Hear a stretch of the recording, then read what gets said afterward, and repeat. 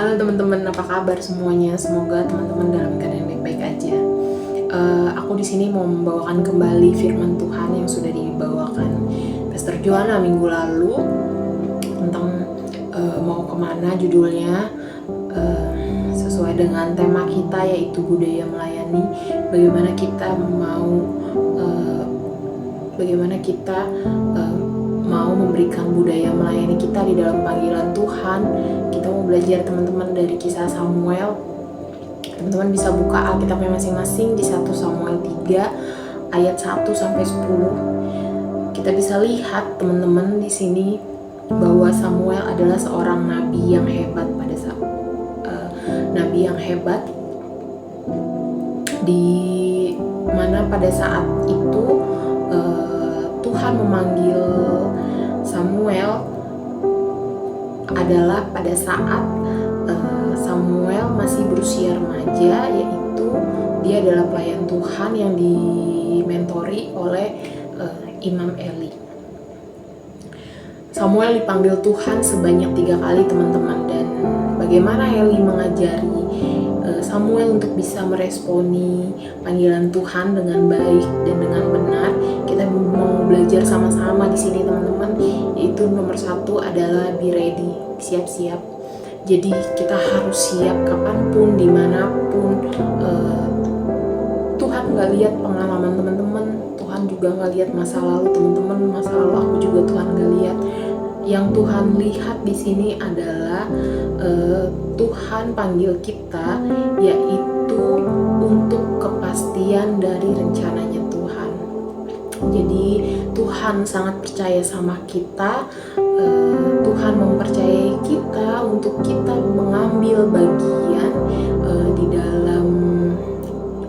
di dalam pelayanan untuk setiap rencana Tuhan, rancangan-rancangan Tuhan itu tergenapi, itu terjadi teman-teman. Itu tadi alasan kenapa Tuhan mau tetap percaya sama kita teman-teman. Begitu pula dengan Samuel, kita bisa lihat bagaimana seorang Samuel pada saat itu mau tetap menjawab panggilan Tuhan, menjawab suara Tuhan, sampai pada akhirnya Samuel dipercaya menjadi nabi Tuhan pada saat itu, nabi Tuhan yang hebat pada saat itu. Yang kedua adalah kenali suaranya Tuhan. Teman-teman, kita harus kenal suaranya Tuhan kalau kita mau sungguh-sungguh dan benar-benar melayani Tuhan sesuai dengan firman Tuhan. Ada sih teman-teman yang bagian dari kita, kadang kita ya udah melayani Tuhan di gereja gitu aja tanpa nggak usah dengar suara Tuhan atau baca Alkitab, baca firman Tuhan. Ada juga yang seperti itu teman-teman. Tapi kalau mau kita pelayanan yang Tuhan kehendaki adalah kita mengenal suara Tuhan. Bagaimana cara kita mengenal suara Tuhan teman-teman? Yaitu adalah baca Alkitab, berdoa, mungkin bisa shocking time di kamar teman masing-masing, di rumah teman masing-masing, atau di tempat yang teman-teman senangi ketika teman-teman lagi sendiri untuk shocking time bareng Tuhan. Di sini remanya kita bisa lihat teman-teman, yang tadi aku bilang teman-teman, apakah kita itu mau atau tidak, balik lagi ke diri kita, mau atau tidak kita meresponi panggilan Tuhan dengan membaca firman Tuhan, dengan berdoa, dengan shocking time teman-teman. Kita juga balik lagi ke diri kita, ini juga menjadi rema kita tuh aktif apa enggak untuk kita mau belajar mengenal suara Tuhan. Aku pernah lihat di media sosial kalau mau kenal suara Tuhan itu kita baca Alkitab itu harus keluarin suara, jadi harus bersuara, jadi telinga kita itu mendengar, terus itu bisa masuk ke dalam otak kita dan juga ke dalam hati kita, sehingga itu bisa menjadi kekuatan kita ketika kita menjalani kehidupan kita kalau lagi kita nggak enak, kalau kita lagi dalam keadaan yang nggak enak.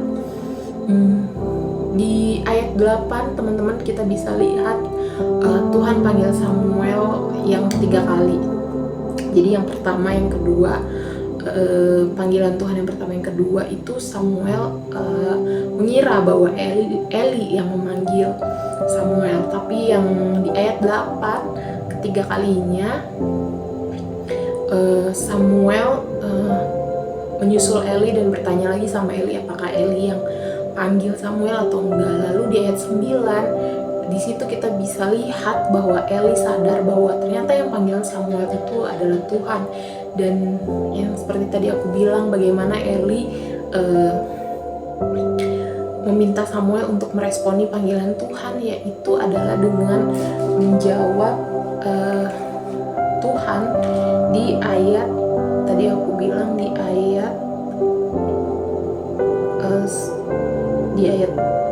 ayat 10 teman-teman, berbicaralah sebab hambamu ini mendengar. Situ ketika Tuhan memanggil Samuel sebanyak 3 kali. Dan